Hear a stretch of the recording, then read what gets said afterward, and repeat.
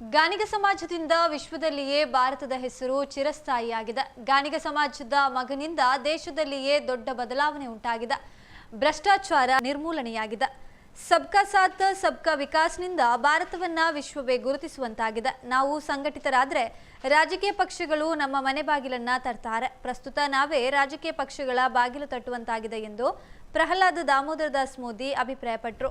ಅವರು ಭಾನುವಾರ ಪುತ್ತೂರು ಸಲ್ಮಾರದ ಕೋಟೇಚ ಸಭಾಂಗಣದಲ್ಲಿ ನಡೆದ ಅಂತರ್ಜಿಲ್ಲಾ ಮಟ್ಟದ ಗಾಣಿಗ ಸಂಗಮ ಕಾರ್ಯಕ್ರಮದಲ್ಲಿ ಮುಖ್ಯ ಅತಿಥಿಯಾಗಿ ಮಾತನಾಡಿದರು. ಗಾಣಿಗ ಸಮಾಜದ ಸಂಘಟನೆಯಾಗುವ ಮೂಲಕ ನಾವು ಏನೆಂದು ತೋರಿಸಬೇಕಾದ ಅವಶ್ಯಕತೆ ಇದೆ. ದೇಶದಾದ್ಯಂತ 14 ಕೋಟಿ ಗಾಣಿಗ ಸಮಾಜದವರಿದ್ದಾರೆ. ರಾಮಾಯಣದಲ್ಲೂ ಗಾಣಿಗರ ಪಾತ್ರ ಇದೆ. ಸ್ವಾತಂತ್ರ್ಯ ಸಂಗ್ರಾಮದಲ್ಲಿ ಗಾಣಿಗರ ಕೊಡುಗೆ ಇದೆ. ಆದರೆ ನಾವು ಸಂಘಟಿತರಾಗಿಲ್ಲ ಎಂಬುದು ಕಟು ಸತ್ಯ. ನಾವಿಂದು ನಮ್ಮ ಇತಿಹಾಸವನ್ನ ಮರೆತಿದ್ದೇವೆ. ಮೊಬೈಲ್ ಮೋಹಿತ ಬದುಕಿನಲ್ಲಿ ಸಂಸ್ಕಾರವನ್ನ ಕಡೆಗಣಿಸ್ತಾ ಇದ್ದೇವೆ. ಗಾಣಿಗ ಸಮಾಜದ ಹೆಸರು ಪ್ರಸ್ತುತ ವಿಶ್ವಮಾನ್ಯವಾಗಿದೆ. ಆ ತಾಕತ್ತು ಗಾಣಿಗ ಸಮಾಜಕ್ಕಿದೆ ಎಂದರು. ಸಂಸದ ಬ್ರಿಜೇಶ್ ಚೌಟಾ ಅವರು ಕಾರ್ಯಕ್ರಮ ಉದ್ಘಾಟಿಸಿ ಮಾತನಾಡಿ, ವ್ಯಕ್ತಿಯೊಬ್ಬ ಯಾವುದೇ ಕ್ಷೇತ್ರದಲ್ಲಿಯೂ ಸಾಧನೆ ಮಾಡಬೇಕಾದ್ರೆ ಅದರಲ್ಲಿ ಮಹಿಳೆಯರ ಪಾತ್ರ ಬಹಳ ಮುಖ್ಯ. ಯುವ ಜನತೆ ಹೆಚ್ಚಾಗಿ ಉದ್ಯಮ ಕ್ಷೇತ್ರಕ್ಕೆ ಬರಬೇಕು. ಪ್ರಧಾನಿ ಮೋದಿ ಅವರ ವಿಕಸಿತ ಭಾರತ ಸಂಕಲ್ಪ ಒಬ್ಬ ವ್ಯಕ್ತಿಯದಲ್ಲ, ಅದು ಇಡೀ ಭಾರತ ದೇಶದ ಸಂಕಲ್ಪ ಆಗಿದೆ. ನಾವು ದೇಶದ ಅಭಿವೃದ್ಧಿಯಲ್ಲಿ ತೊಡಗಿಸಿಕೊಳ್ಬೇಕಾಗಿದೆ. ಅದರಲ್ಲೂ ವಿಶೇಷವಾಗಿ ಮಹಿಳೆಯರು ಈ ನಿಟ್ಟಿನಲ್ಲಿ ಯೋಚನೆ ಮಾಡಬೇಕಾಗಿದೆ. ಗಾಣಿಗ ಸಮಾಜ ಗಟ್ಟಿಯಾಗಬೇಕಾದ್ರೆ ಅದಕ್ಕೆ ಹಿಂದುತ್ವದ ಹಿನ್ನೆಲೆ ಬೇಕು. ದಕ್ಷಿಣ ಕನ್ನಡ ಜಿಲ್ಲೆಯಲ್ಲಿ ನಾವು ಹಿಂದುತ್ವದ ಗಟ್ಟಿತನ ಕಾಣಬಹುದಾಗಿದೆ. ಜಿಲ್ಲೆಯ ಸಂಸ್ಕೃತಿಗೆ ಅನುಗುಣವಾಗಿ ವಿಕಸಿತ ಭಾರತದ ಕಡೆಗೆ ಹೆಜ್ಜೆ ಹಾಕಬೇಕಾದ್ರೆ ನಮ್ಮ ಒಗ್ಗಟ್ಟು ಅತಿ ಅಗತ್ಯ ಎಂದರು. ಇನ್ನು ಪುತ್ತೂರು ಶಾಸಕ ಅಶೋಕ್ ರೈ ಅವರು ಮಾತನಾಡಿ, ಗಾಣಿಗ ಸಮಾಜದ ಅಭಿವೃದ್ಧಿ ಆಗಬೇಕಾದ್ರೆ ಮೊದಲು ವಿದ್ಯೆಯತ್ತ ಆದ್ಯತೆ ನೀಡಬೇಕು. ಸಹಾಯ ಮನೋಭಾವ ಬೆಳೆಸಿಕೊಳ್ಬೇಕು. ಹಾಗಾದಾಗ ಮಾತ್ರ ಯೋಜನೆಗಳು ಸಾಕಾರಗೊಳ್ತದೆ. ಗಾಣಿಗ ಸಮಾಜದ ಅಭಿವೃದ್ಧಿಗೆ ಗಾಣಿಗ ನಿಗಮ ಇದೆ. ಅದಕ್ಕೆ ಶಕ್ತಿ ತುಂಬುವ ಕೆಲಸವಾದರೆ ಅಭಿವೃದ್ಧಿಯ ಹಂತಕ್ಕೆ ಏರಬಹುದಾಗಿದೆ. ಪುತ್ತೂರಿನಲ್ಲಿ ಗಾಣಿಗ ಸಭಾಭವನ ನಿರ್ಮಾಣಕ್ಕೆ ಪಹಣಿ ಪತ್ರ ಸಹಿತ ಜಾಗ ಕೂಡ ಹುಡುಕಿಕೊಡಿ. ಅದಕ್ಕೆ ಮುಖ್ಯಮಂತ್ರಿಯವರ ಅನುಮೋದನೆ ಮಾಡಿಸಿಕೊಡ್ತೇನೆ ಎಂದು ಅವರು ಭರವಸೆಯನ್ನ ನೀಡಿದರು. ಇನ್ನು ಇದೇ ಸಂದರ್ಭದಲ್ಲಿ ಗಾಣಿಗ ಸಮಾಜದ ವಿವಿಧ ಕ್ಷೇತ್ರದ ಸಾಧಕರಿಗೆ ಸನ್ಮಾನ ಮಾಡಲಾಯಿತು. ಮಹಿಳೆಯರಿಗೆ ಸೀರೆ ವಿತರಣೆ ಕೂಡ ನಡೆಯಿತು.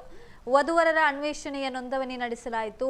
ಗಾಣಿಗ ಡ್ಯಾನ್ಸ್ ಸಹಿತ ವಿವಿಧ ಸಾಂಸ್ಕೃತಿಕ ಕಾರ್ಯಕ್ರಮ ಕೂಡ ನಡೆಯಿತು. ಇನ್ನು ವೇದಿಕೆಯಲ್ಲಿ ಕಾರ್ಯಕ್ರಮದ ಅಧ್ಯಕ್ಷತೆಯನ್ನು ವಹಿಸಿದ್ದ ಪುತ್ತೂರು ಗಾಣಿಗ ಯಾನೆ ಸಫಲಿಗರ ಸಂಘದ ಅಧ್ಯಕ್ಷ ಲಕ್ಷ್ಮೀ ಪ್ರಸಾದ್ ಬೆಟ್ಟ, ಎಂಎಲ್ಸಿ ಕಿಶೋರ್ ಕುಮಾರ್ ಬೊಟ್ಟಿಯಾಡಿ, ಪ್ರಧಾನ ಭಾಷಣ ಮಾಡಿದ ಮುಂಬೈ ಸಫಲ್ಯ ಸೇವಾ ಸಂಘದ ಅಧ್ಯಕ್ಷ ಶ್ರೀನಿವಾಸ್ ಸಫಲ್ಯ, ಕೆಪಿಸಿಸಿ ಉಪಾಧ್ಯಕ್ಷ ವಿಆರ್ ಸುದರ್ಶನ ಮತ್ತಿತರರು ಉಪಸ್ಥಿತರಿದ್ದರು.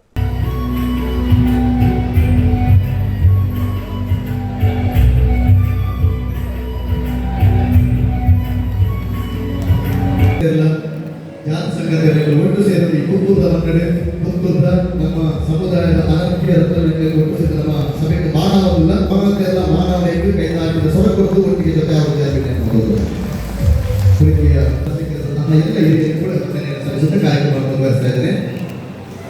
ಎಲ್ಲ ಸಂದರು ಪ್ರಕಾರ ಆ ಸಾಧನೆ ಕೊಟ್ಟು ಬಂದ ನಿಮಗೆ ಸಾವಿರದ ಮಕ್ಕಳಿಲ್ಲ ಅದೇ ಸಮಾನ ಕೊಲ್ಪ ಸಾಮಾಜಿಕ ಸೇವೆ ಜಾಗೃತದ ವ್ಯಕ್ತಿತ್ವ ಗೌರವಿದ್ದೇವೆ. ಹಿರಿಯರಿಗೆ ನಮ್ಮ ಮತ್ತೊಂದಲ್ಲ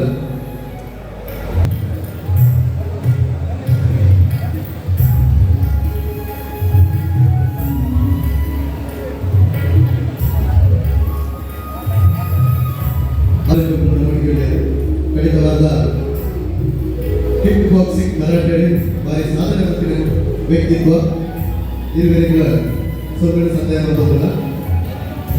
ಇವರು ಮಾತೆಲ್ಲ ತಿಳ್ಕೊಳ್ಳುತ್ತಾರೆ.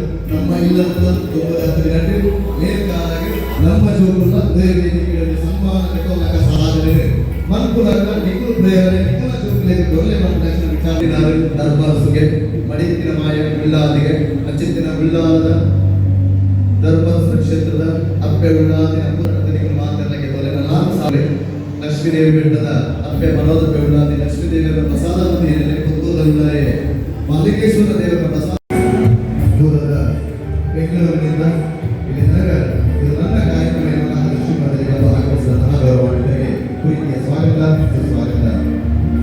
ಅದರ ಜೊತೆಗೆ 12 ಗೌರವದ ಪೀಠಗಳನ್ನು ಸ್ವೀಕರಿಸಬೇಕು. 12 ಗೌರವದ ಪೀಠಗಳನ್ನು ಸ್ವೀಕರಿಸಬೇಕು.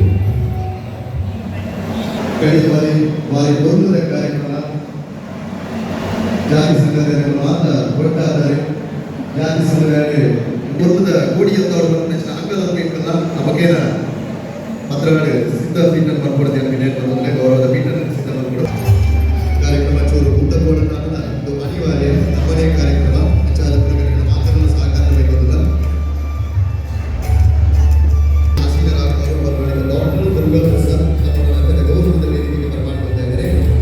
ಜೊತೆಗೆ ಡಾಕ್ಟರ್ ಸತ್ಯಶಂಕರ್ ಪುತ್ರನ್ ಅವರ ಕೂಡ ಅತ್ಯಂತ ಪ್ರೀತಿಯಿಂದ ವೇದಿಕೆಗೆ ಬರಮಾಡಿದೆ. ಗೌರವಂತ ಕೃಷ್ಣಪ್ಪ ಕೋಲಾರ ನಿವೃತ್ತ ನಮ್ಮ ಭೂಸೇನೆಯ ಅಧಿಕಾರಿ ಕೂಡ ಅವರು ಅತ್ಯಂತ ಗೌರವದ ವೇದಿಕೆಗೆ ಅವರು ಕೂಡ ಸೇನೆಯಲ್ಲಿ ಕಾರ್ಯನಿರ್ವಹಣೆ ಮಾಡಿದವರು ತಮ್ಮನ್ನು ಕೂಡ ಅತ್ಯಂತ ಪ್ರೀತಿಯಿಂದ ವೇದಿಕೆಗೆ ಬರಮಾಡಿಕೊಳ್ತಾ ಇದ್ದಾರೆ.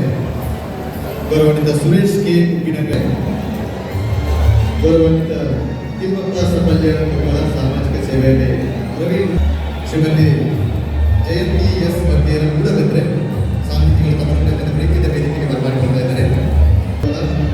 ಕ್ರೀಡಾ ಸಾಧಕ ಶಿಕ್ಷಕರಿಗೆ ಸೇವೆ ಸಲ್ಲಿಸುವಂತಹ ಕೂಡ ಪ್ರೀತಿಯಿಂದ ಅದರಲ್ಲಿ ದೊಡ್ಡ ಪಾತ್ರವನ್ನು ಮಹಿಳೆಯರು ವಹಿಸಿಕೊಳ್ಬೇಕಾಗ್ತದೆ. ತಮ್ಮ ಮಕ್ಕಳನ್ನು ಬೆಂಬಲಿಸಲಿಕ್ಕೆ, ಆ ಯೋಜನೆಗೆ ಬೆಂಬಲವಾಗಿ ನಿಲ್ಲಲಿಕ್ಕೆ, ಅವರಿಗೆ ಧೈರ್ಯವನ್ನು ತುಂಬಿಸಲಿಕ್ಕೆ, ಅವರಿಗೆ ಸಹಕಾರವನ್ನು ಕೊಡುವಂಥ ದೊಡ್ಡ ಕೆಲಸವನ್ನು ತಾವು ಮಾಡಬೇಕಾಗಿದೆ ಅನ್ನುವಂಥದ್ದನ್ನು ಕೂಡ ಈ ಸಂದರ್ಭದಲ್ಲಿ ನಾನು ಹೇಳಲಿಕ್ಕೆ ಬಯಸ್ತಾ ಇದ್ದೇನೆ. ನಾನು ವಿಶೇಷವಾಗಿ ಗಾಣಿಗ ಸಮಾಜದ ಬಂಧುಗಳು, ಈ ಜಿಲ್ಲೆಯಲ್ಲಿ ಹಿಂದೂ ಸಮಾಜ ಗಟ್ಟಿಯಾಗಿರಬೇಕಾದ್ರೆ, ಹಿಂದುತ್ವ ಅತ್ಯಂತ ಪ್ರಬಲವಾಗಿರಬೇಕಾದ್ರೆ ಈ ರೀತಿಯ ಹಲವು ಸಮಾಜಗಳು ಕೂಡ ಕಾರಣ ಅನ್ನುವಂಥದ್ದನ್ನು ಕೂಡ ಈ ಸಂದರ್ಭದಲ್ಲಿ ಹೇಳಲಿಕ್ಕೆ ಬಯಸ್ತಾ ಇದ್ದೇನೆ. ತುಂಬ ಸಲ ನಮ್ಮ ಜಿಲ್ಲೆಯ ಬಗ್ಗೆ ಗೊತ್ತಿಲ್ಲದವರು, ನಮ್ಮ ಜಿಲ್ಲೆಯ ಬಗ್ಗೆ ಸರಿಯಾಗಿ ತಿಳ್ಕೊಳ್ಳದವರು, ಈ ಜಿಲ್ಲೆಯಲ್ಲಿ ಹಿಂದೂ ಸಮಾಜ ಹೇಗೆ ಬದುಕ್ತಾ ಇದೆ ಅನ್ನುವಂಥದ್ದನ್ನು ಅರ್ಥ ಮಾಡಿಕೊಳ್ಳದವರು ತುಂಬ ಸಲ ಅಸಹನೆಯ ಮಾತುಗಳನ್ನು ಆಡ್ತಾರೆ. ಆದರೆ ನಾನಂತೂ ಅತ್ಯಂತ ವಿಶ್ವಾಸದಿಂದ ಹೇಳಬಲ್ಲೆ, ಹಿಂದೂ ಸಮಾಜ ಇವತ್ತು ಅತ್ಯಂತ ಗಟ್ಟಿಯಾಗಿ ಎಲ್ಲರನ್ನು ಒಂದಾಗಿ ಒಟ್ಟಾಗಿ ಕೊಂಡೊಯ್ಯುವಂಥ ಎಲ್ಲಿಯಾದರೂ ಒಂದು ಜನಜೀವನ ಇದ್ದರೆ ಅದು ದಕ್ಷಿಣ ಕನ್ನಡ ಜಿಲ್ಲೆಯಲ್ಲಿ ಅನ್ನುವಂಥದ್ದನ್ನು ಅತ್ಯಂತ ವಿಶ್ವಾಸದಿಂದ ಹೇಳಬಲ್ಲೆ. ಹಾಗಾಗಿ ತುಂಬ ಜನರಿಗೆ ನಮ್ಮ ಜಿಲ್ಲೆಯ ಬಗ್ಗೆ ಅಸಹನೆ, ಮುಗ್ಲು ಎಂಚ ಬದುಕೊಂದಿಲ್ಲರನ್ನು ಪಂಪನಂಚಿನ ಒಂಜಿ ವಿಚಿತ್ರ ಮಾನಸಿಕತೆ ಬಿದ್ದದಕ್ಲೆಗೊಂಡು. ಹಾಗಾಗಿ ನಾನು ವಿನಂತಿಯನ್ನು ಮಾಡೋದು, ನಮ್ಮ ಇಡೀ ಹಿಂದೂ ಸಮಾಜ ಒಂದಾಗಿ ಒಟ್ಟಾಗಿ ಹೋಗಬೇಕಾದ ಅವಶ್ಯಕತೆ ಇದೆ.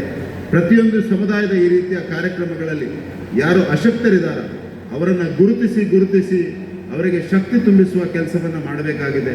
ಯಾವ ಸಮಾಜಗಳು ಅನ್ಯಾಯಕ್ಕೊಳಪಟ್ಟಿದ ಆ ಸಮಾಜಕ್ಕೆ ನ್ಯಾಯ ಒದಗಿಸಿಕೊಡುವಂಥ ಕೆಲಸವನ್ನು ಕೂಡ ನಾವೆಲ್ಲ ಮಾಡಬೇಕಾಗಿದೆ ಅನ್ನುವಂಥದ್ದನ್ನು ಈ ಸಂದರ್ಭದಲ್ಲಿ ಹೇಳ್ತಾ, ಈ ಜಿಲ್ಲೆಯ ಜನಪ್ರತಿನಿಧಿಯಾಗಿ ಈ ಇಡೀ ಗಾಣಿಗ ಸಮಾಜಕ್ಕೆ ನಾನು ವಿಶೇಷವಾಗಿ ಧನ್ಯವಾದಗಳನ್ನು ಕೂಡ ಈ ಸಂದರ್ಭದಲ್ಲಿ ಸಲ್ಲಿಸಲಿಕ್ಕೆ ಬಯಸ್ತಾ ಇದ್ದೇನೆ. ಯಾಕೆಂದರೆ ನಾಡಿದ್ದು ಜೂನ್ನಲ್ಲಿ ನಾನು ಸಂಸದನಾಗಿ 2 ವರ್ಷ ಆಗ್ತದೆ.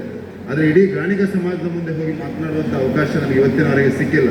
ನಮ್ಮ ಕಾರ್ಯಕರ್ತರ ರೀತಿಯಲ್ಲಿ ಬೇರೆ ಬೇರೆ ಕಡೆಗಳಲ್ಲಿ ಬಂಧುಗಳನ್ನು ಮಾತನಾಡುವಂಥ ಅವಕಾಶ ಸಿಕ್ಕಿದೆ. ಇವತ್ತು ಪುತ್ತೂರಿನ ಗಾಣಿಗ ಸಫಲಿಗರ ಸಂಘದ ಈ ಗಾಣಿಗ ಸಂಗಮದಲ್ಲಿ ನನಗೂ ನಿಮಗೆ ಧನ್ಯವಾದಗಳನ್ನು ತಿಳಿಸುವಂಥ ಒಂದು ದೊಡ್ಡ ಅವಕಾಶ ಸಿಕ್ಕಿದೆ. ನಾನು ಸದಾ ನಿಮ್ಮೆಲ್ಲರ ಪ್ರೀತಿ, ವಿಶ್ವಾಸ, ಭರವಸೆ ನನ್ನ ಮೇಲೆ ಇಟ್ಟಿದ್ದೀರ, ಅದಕ್ಕೆ ಸದಾ ಋಣಿಯಾಗಿರ್ತೇನೆ. ಮತ್ತು ಮಾತ್ರವಲ್ಲ, ಈ ಜಿಲ್ಲೆಯ ಸಂಸ್ಕೃತಿಗೆ ಅನುಗುಣವಾಗಿ, ಈ ಜಿಲ್ಲೆಯ ಧರ್ಮ ಪರಿಪಾಲನೆಗೆ ಅನುಗುಣವಾಗಿ ಧರ್ಮದ ಹಾದಿಯಲ್ಲಿ ಯಾವತ್ತೂ ಹೋಗ್ತೇನೆ. ಪ್ರಾಮಾಣಿಕವಾಗಿ ಈ ಜಿಲ್ಲೆಯ ಅಭಿವೃದ್ಧಿಗೋಸ್ಕರ ಕೆಲಸವನ್ನು ಮಾಡ್ತೇನೆ. ನಮ್ಮ ಜಿಲ್ಲೆಯ ಸಾಮರ್ಥ್ಯ ಏನಿದೆ ಅದು ಜಗತ್ತಿಗೆ ತೋರಿಸಿಕೊಡುವಂಥ ಕೆಲಸವನ್ನು ಮಾಡಲಿಕ್ಕೆ ಕೂಡ ಒಂದು ಪೂರಕ ವ್ಯವಸ್ಥೆಯಾಗಿ ಕೆಲಸವನ್ನು ಖಂಡಿತವಾಗಿ ನಿರ್ವಹಿಸ್ತೇನೆ ಅಂತ ಈ ಸಂದರ್ಭದಲ್ಲಿ ಹೇಳ್ತಾ, ನಮಗೆಲ್ಲರಿಗೂ ಅತ್ಯಂತ ಹೆಮ್ಮೆಯ ಕ್ಷಣ, ನಮ್ಮೆಲ್ಲರ ಪ್ರಧಾನಮಂತ್ರಿ, ನಮ್ಮೆಲ್ಲರ ಪ್ರೀತಿಯ ನಾಯಕ, ಇಡೀ ಜಗತ್ತು ಒಪ್ಪಿಕೊಂಡಿರುವಂಥ ನಾಯಕ ಸನ್ಮಾನ್ಯ ನರೇಂದ್ರ ಮೋದಿಯವರ ತಮ್ಮ ಇವತ್ತು ನಮ್ಮ ಮಧ್ಯೆ ಇರುವಂಥದ್ದು ನಮಗೆಲ್ಲರಿಗೂ ತುಂಬ ಸಂತೋಷ ಕೊಡುವಂಥ ಸಂಗತಿ. ಅವರನ್ನು ಕೂಡ ನಾನು ತಮ್ಮೆಲ್ಲರ ಪರವಾಗಿ ಮಾತ್ರ ಅಲ್ಲ, ಇಡೀ ದಕ್ಷಿಣ ಕನ್ನಡ ಜಿಲ್ಲೆಯ ಜನರ ಪರವಾಗಿ ನಾನು ವಿಶೇಷವಾಗಿ ಅವರನ್ನು ಈ ಕಾರ್ಯಕ್ರಮಕ್ಕೆ ಸ್ವಾಗತವನ್ನು ಕೂಡ ಕೋರ್ತಾ, ವೇದಿಕೆಯಲ್ಲಿರುವಂಥ ಎಲ್ಲ ಅತಿಥಿಗಳಿಗೂ ಕೂಡ ದಕ್ಷಿಣ ಕನ್ನಡ ಜಿಲ್ಲೆಯ ಈ ಅಪರೂಪದ ಕಾರ್ಯಕ್ರಮಕ್ಕೆ ಪ್ರೀತಿಯಿಂದ ಸ್ವಾಗತವನ್ನು ಕೋರ್ತಾ, ಈ ಕಾರ್ಯಕ್ರಮದಲ್ಲಿ ಅತ್ಯಂತ ಸಂತೋಷದಿಂದ ಪಾಲ್ಗೊಳ್ಳಲಿಕ್ಕೆ ಅವಕಾಶವನ್ನು ನೀಡಿದಂಥ ಎಲ್ಲ ಆಯೋಜಕರಿಗೂ ಧನ್ಯವಾದಗಳನ್ನು ಸಲ್ಲಿಸ್ತಾ, ಸುಂದರವಾಗಿ ಆಯೋಜನೆ ಮಾಡಿರುವಂಥ ಪುತ್ತೂರಿನ ಗಾಣಿಗಯಾನ ಸಫಲಿಗರ ಸಂಘದ ಅಧ್ಯಕ್ಷ ಮತ್ತು ಎಲ್ಲ ಬಂಧುಗಳಿಗೂ ಕೂಡ ಧನ್ಯವಾದ, ಅಭಿನಂದನೆಗಳನ್ನು, ಶುಭ ಹಾರೈಕೆಗಳನ್ನು ಸಲ್ಲಿಸ್ತಾ, ಈ ಕಾರ್ಯಕ್ರಮ ಯಾವ ಉದ್ದೇಶವನ್ನು ಇಟ್ಕೊಂಡು, ಯಾವ ಆಶೋತ್ತರಗಳನ್ನು ಇಟ್ಕೊಂಡು ಮಾಡಿದ್ದೀರೋ ಅದಕ್ಕೆ ಪೂರಕವಾಗಿ ನಡೀಲಿ ಅನ್ನುವಂಥ ಹಾರೈಕೆಗಳನ್ನು ಕೂಡ ಈ ಸಂದರ್ಭದಲ್ಲಿ ಸಲ್ಲಿಸ್ತಾ, ಆ ಪುತ್ತೂರು ಮಾಲಿಂಗೇಶ್ವರನ ಆಶೀರ್ವಾದ ನಮ್ಮೆಲ್ಲರ ಮೇಲೆ ಇರಲಿ. ಒಂದು ವಿಕಸಿತ ಭಾರತದ ಕಡೆಗೆ ನಾವೆಲ್ಲರೂ ಒಂದಾಗಿ ಒಟ್ಟಾಗಿ ಹೆಜ್ಜೆಯನ್ನು ಹಾಕೋಣ ಅಂತ ಈ ಸಂದರ್ಭದಲ್ಲಿ ಹೇಳ್ತಾ ತಮಗೆ ಶುಭವನ್ನು ಹಾರೈಸ್ತೇನೆ. ಒಳ್ಳೆಯದಾಗಲಿ. ಜೈ ಹಿಂದ್. ನಿರ್ಧಾರಗಳನ್ನು ತಗೊಂಡ್ರೆ ಬಹುಶಃ ಇವತ್ತು ಮಾಡಿದಂಥ ಈ ಸಮಾವೇಶ ಸಮಾಜಕ್ಕೆ ಸಾರ್ಥಕ ಅಂತ ನನ್ನ ಅನಿಸಿಕೆ. ಅದರಲ್ಲೂ IAS, IPS ಬಗ್ಗೆ ಮಾತಾಡಿದ್ದಾರೆ. ಇಂಥದ್ದೆಲ್ಲ ಆಗಬೇಕು. ಇವತ್ತು ಸಮಾಜಕ್ಕೆ ನಿಮ್ಮ ಶಕ್ತಿಯನ್ನು ತೋರಿಸುವಂಥ ನೀವು ಕೆಲಸವನ್ನು ಮಾಡಿದಿರಿ. ಒಂದಷ್ಟು ಸರ್ಕಾರದ ಬಗ್ಗೆ ಕೂಡ ಮಾತಾಡಿರಿ. ನಾನೀಗ ಇಲ್ಲಿ ಓದ್ತಾ ಹೋಗುವಾಗ ಗಾಣಿಗ ಅಭಿವೃದ್ಧಿ ನಿಗಮ ಕೂಡ ಕರ್ನಾಟಕದಲ್ಲಿ ಇದೆ. ಈ ನಿಗಮಕ್ಕೆ ಶಕ್ತಿಯನ್ನು ತುಂಬಿದರೆ ಬಹುಶಃ ಇಡೀ ಸಮಾಜಕ್ಕೆ ಶಕ್ತಿಯನ್ನು ತುಂಬಿದಂತ ಆಗ್ತದೆ ಅಂತ ನನ್ನ ಅನಿಸಿಕೆ. ನಿಗಮಗಳು ಬೇಕಾದಷ್ಟು ಇರ್ತದೆ, ಅದಕ್ಕೆ ಅಷ್ಟೇ ಶಕ್ತಿ ಕೊಡುವಂಥ ಕೆಲಸವನ್ನು ಸರ್ಕಾರ ಮಾಡಬೇಕೇ. ನೀವು ಈ ಸಮಾವೇಶವನ್ನು ಮಾಡುವ ಮುಖಾಂತರ ಸಮಾಜಕ್ಕೆ ಒಂದು ಒಳ್ಳೆಯ ಸಂದೇಶವನ್ನು ಕಲಿಸುವಂಥ ಕೆಲಸವನ್ನು ಇವತ್ತು ಮಾಡಿದೆ. ರಾಜಕೀಯದವರು ಬಂದು ರೀಲ್ ಬಿಟ್ಟು ಹೋಗೋದು ಜಾಸ್ತಿ. ಭಾಷಣ ಸಿಕ್ಕಿದ್ರೆ, ಮೈಕ್ ಸಿಕ್ಕಿದ್ರೆ ನಾವು ಬೇಕಾದಷ್ಟು ಮಾತಾಡ್ತೇವೆ, ಅಲ್ಲಿ ಜಿದ್ದು ಹೋಗುವಾಗ ನಾವು ಅದನ್ನು ಮರೆತು ಹೋಗೋದು ಜಾಸ್ತಿ. ಕಾರ್ಯಕ್ರಮಕ್ಕೆ ಹೋಗ್ತಾ ಇರ್ತೇವೆ, ಹೋದಲ್ಲೆಲ್ಲ ಮನವಿಗಳು ಬರ್ತಾ ಇರ್ತವೆ. ಈಗ ಅಧ್ಯಕ್ಷರು ಹೇಳಿದರು ನಮಗೆ ಒಂದು ಜಾಗದ ವ್ಯವಸ್ಥೆ ಆಗಬೇಕು. ನಾನು ಅವರ ಹತ್ರ ಹೇಳಿದೆ, ನೀವು RTC ಮತ್ತೆ ಜಾಗವನ್ನು ಸರಿಯಾಗಿರುವಂಥ ಜಾಗವನ್ನು ತೋರಿಸಿ. ಬನ್ನೂರಲ್ಲಿ ಜಾಗ ನೋಡಿದ್ದಾರೆ ಅಂತ ಹೇಳಿದರು, ಗೊತ್ತಿಲ್ಲ. ಬನ್ನೂರಲ್ಲಿ ನೋಡಿರುವಂಥ ಜಾಗ ನಾವು ಆಯುರ್ವೇದಿಕ್ ಮೆಡಿಕಲ್ ಕಾಲೇಜಿಗೆ ರಿಸರ್ವ್ ಮಾಡಿದ್ದೇವೆ, ಬೇರೆ ಬೇರೆ ಸರ್ಕಾರಿ ಇಲಾಖೆಗಳಿಗೆ ರಿಸರ್ವ್ ಮಾಡುವಂಥ ಕೆಲಸಗಳನ್ನು ಮಾಡಿದ್ದೇವೆ. ನಿಜವಾಗ್ಲೂ ಅಲ್ಲಿ ಸರ್ಕಾರ ಜಾಗ ಒಂದು ಅರ್ಧ ಎಕರೆ 1 ಎಕರೆ ಇರುವಂಥದ್ದು ಆದರೆ ಅದು ಇವತ್ತಿನವರೆಗೆ ಯಾರಿಗೂ ರಿಸರ್ವೇಷನ್ ಆಗಿಲ್ಲ ಅಂತಾದರೆ ಅದಕ್ಕೆ ಮುಖ್ಯಮಂತ್ರಿಯವರಿಂದ ಅನುಮೋದನೆಯನ್ನು ತಂದು ಕೊಡುವಂಥ ಕೆಲಸವನ್ನು ನಾವು ಮಾಡ್ತೇವೆ. ನೀವು ಚಪ್ಪಲೆ ತಟ್ಟುವುದು ನಾಡಿದ್ದು ಸ್ಯಾಂಕ್ಷನ್ ಆದ ಮೇಲೆ ತಟ್ಟಿದ್ರೆ ಒಳ್ಳೆಯದು. ನಾನು ಪೂರ್ತಿ ಮಾಡಲಿಲ್ಲ, ಯಾಕಂದರೆ ಚಪ್ಪಲೆ ತಗೊಂಡು ವಾಪಸ್ ಹೋದರೆ ಒಂದು ಋಣ ಬಾಕಿ ಆಗ್ತದೆ ನೋಡಿ. ನಾನೇ ಸ್ಯಾಂಕ್ಷನ್ ಆದ ಮೇಲೆ ಬಂದರೆ ನನಗೂ ಖುಷಿ ಆಗ, ಹಬ್ಬ ಒಂದು ಕೆಲಸ ಮುಗಿಯಿತು. ನಾವೀಗ ಕರಡು ಬ್ರಾಹ್ಮಣರಿಗೆ ಜಾಗ ಕೊಡುವಂಥ ಕೆಲಸ ಬ್ಯಾಂಗ್ಳೂರಲ್ಲಿ ಮಾಡಿದ್ದೇವೆ. ಬಣ್ಸಂಘಕ್ಕೆ ಪುತ್ತೂರಲ್ಲಿ 5 ಎಕರೆ ಜಾಗವನ್ನು ಕೊಡುವಂಥ ಕೆಲಸವನ್ನು ಮಾಡಿದ್ದೇವೆ. ಭಂಡಾರಿ ಸಮಾಜಕ್ಕೆ ಜಾಗ ಕೊಡುವಂಥ ಕೆಲಸವನ್ನು ಮಾಡಿದ್ದೇವೆ. ಕುಲಾಲ ಸಂಘಕ್ಕೆ ಜಾಗವನ್ನು ಕೊಡುವಂಥ ಕೆಲಸ ಮಾಡಿದ್ದೇವೆ. ಪುತ್ತೂರಿನ ಇತಿಹಾಸದಲ್ಲಿ ಇವತ್ತಿನವರೆಗೆ 1 ಸೆಂಟ್ ಜಾಗ ಕೊಟ್ಟಿಲ್ಲ ಯಾರು, ಆದರೆ 6 ಸಂಘ ಸಮಾಜದವರಿಗೆ ಜಾಗ ಕೊಡುವಂಥ ಕೆಲಸವನ್ನು ಮಾಡಿದ್ದೇವೆ. ನಿಮ್ಮದು ಒಂದು ಕೆಲಸ ಇದೆ ಅಧ್ಯಕ್ಷರೇ, ನೀವು ಜಾಗ ತೋರಿಸಿ ಮಾತಾಡದೆ ಕೂತ್ಕೊಳ್ಳೋದಲ್ಲ, ನಿರಂತರ ಅದರ ಹಿಂದೆ ಹೋದರೆ ಯಾವುದನ್ನು ಕೂಡ ಸಾಧನೆ ಮಾಡಬಹುದು. ನೀವು ಸಾಧನೆ ಮಾಡ್ತೀರಿ ಅಂತ ನನಗೆ ಗೊತ್ತಿದೆ, ಯಾಕಂದರೆ ನಿಮ್ಮ ಶಕ್ತಿಯನ್ನು ಇಲ್ಲಿ ನೋಡುವಾಗ ಗೊತ್ತಾಗ್ತದೆ. ಖಂಡಿತ ನನಗೆ ಇನ್ನೊಂದು ಶಕ್ತಿಯಾಗಿ ಸುದರ್ಶನ್ ಅವರು ಕೂಡ ಇದ್ದಾರೆ. ನಾನು ಇಲ್ಲಿಂದ ಕೆಲಸ ಮಾಡಿದರೆ ಮತ್ತೆ ಅಲ್ಲಿಂದ ಕೆಲಸ ಮಾಡಲಿಕ್ಕೆ ಅವರಿಗೆ ಎಲ್ಲ ಶಕ್ತಿಗಳು ಕೂಡ ಇದೆ. ಅವರೊಂದು ಮಾತು ಹೇಳಿದರೆ ಸರ್ಕಾರದಲ್ಲಿ ಅದು ಒಳ್ಳೆಯ ರೀತಿಯಲ್ಲಿ जो जलाने के लिए डाला वो गाने का समाज ने दिया था, ये रामायण में उसका उल्लेख नहीं है, नहीं तो ऐसे जल गए गद्दे और रावण का लंका जली। अरे रावण की लंका जला के रावण का मनोबल तोड़ने का काम यदि जो किया है तो उसके प्रथम यदि कोई है तो ये गाने का समाज है, हमें अन्याय हुआ है। और गाने का समाज ने जो तेल दिया है जिसका उपयोग रावण ने किया, और रावण के लंका जलाने का काम भी रावण ने किया, लेकिन सहयोग गाने का समाज तक का था। इसलिए राम का विजय हुआ, रावण का मनोबल टूटा और रामायण में रावण की हार हुई। ये गाने का समाज का बड़ा उपलब्धि है। आपको लगता होगा गाने का समाज, अरे इस देश को आजादी दिलाने वाला महात्मा गांधी, मुझे पता है कि चेन्नई में 89 में तुषार गांधी ने जाहिर सभा में कहा था, जो पोता लगता है गांधी जी का, कि हम तेली हैं। तो देश को आजादी दिलाने के लिए गांधी का समाज अग्रसर था और है। आज तुम्हारे गांधी का समाज जिस बेटे के जरिए देश में से भ्रष्टाचार नाबूद, सबका विकास, सबका विश्वास और सबका साथ लेकर पूरे विश्व में भारत का नाम रोशन कर रहा है, ये भी गाने का समाज की उपलब्धि है। इसीलिए हमें नहीं सोचना चाहिए कि गाने का समाज क्या है। कोई पूछता है, सब पूछते हैं, लेकिन कमी हमारे में है। हम संगठित नहीं हैं। मैंने पूरा हिंदुस्तान का दौरा किया है, मुझे पता है पूरे हिंदुस्तान में गाणिगा समाज यानी हम तेली 14 करोड़ से ज्यादा है। देश की आबादी का 10वां हिस्सा पाकिस्तान की आबादी से ज्यादा। क्या नहीं कर सकते हम? अरे हम कुछ भी कर सकते हैं देश के लिए, लेकिन हमारे में जो निर्वस्ता पड़ी है उसको हटाने की जरूरत है।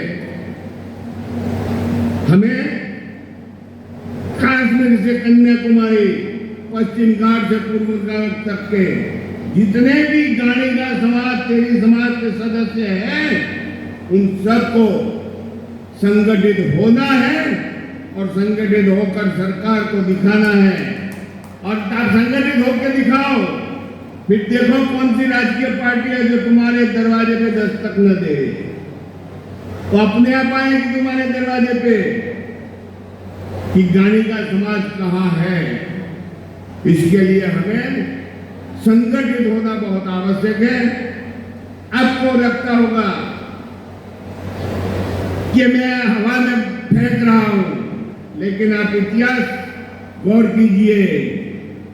गुजरात में महाराणा प्रताप हो गए, शायद आपने नाम सुना हो या न सुना हो। जब महाराणा प्रताप हल्दी घाटी के युद्ध में परिस्थितियां उसकी बिगड़ी, वो दर दर भटकता था, तब महाराणा प्रताप के सैन्य को फिर से खड़ा करने का काम गाणिगा समाज के एक सदस्य भामाशाह ने किया था। और आज हिंदुत्व यदि हिंदुस्तान में खड़ा है तो एक गाणिगा समाज के सदस्य भामाशाह की वजह से खड़ा है। ये मेरा गौरव है गाणिगा समाज का। आप लोग यहाँ के हो, कर्नाटक के, अब बेंगलुरु से हुबली जाने का रास्ता है जो कोना पड़ता है, वहां एक स्टैच्यू है। मैं पहले जब हुबली जा रहा था, मैंने स्टैच्यू देखा, मुझे अच्छा लगा, मैं खड़ा रहा। मैंने पूछा कि स्टैच्यू किसका है? साहब आपको पता हो या ना हो मैं नहीं कह सकता। मुझे वहां बताया गया कि वो जो सन्नारी का स्टैच्यू है वो सन्नारी गाणिगा समाज की बेटी थी और राजपूत परिवार में उसने शादी किया था और आजादी की लड़त में उसने आहुति दी थी। एक गाणिगा समाज का गौरव है। मैं इतने दूर से आया और मूर्ति देखकर मुझे लगा कि कुछ है उसमें, लेकिन इसमें से कितने हमारे लीडर समय पे उस स्टैच्यू को याद करते हैं ये मुझे पता नहीं है।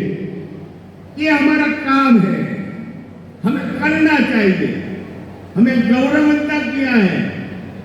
गुजरात में महारानी लक्ष्मीबाई का नाम इतिहास में है।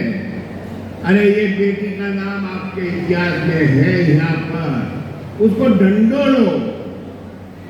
शायद आपको पता हो या ना हो, लेकिन मुझे पता है